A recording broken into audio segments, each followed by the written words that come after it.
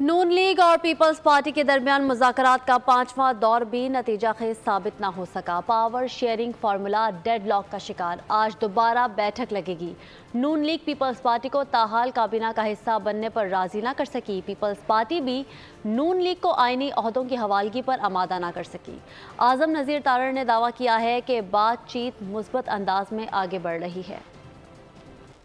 ساری باتیں اکٹھی ہوں گی جی، ہم سارے انڈر اوتھ ہیں۔ ظاہر ہے جب نیگوسیشنز ہوتی ہیں ٹی وی پہ نہیں ہوتی، بند کمرے میں رہنے دیں انہیں۔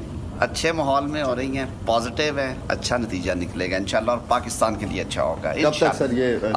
آج شام کافی بہتر حالات ہوں گے انشاءاللہ۔ کچھ چیزیں رہ گئی تھی وہ انشاءاللہ آج شام کو۔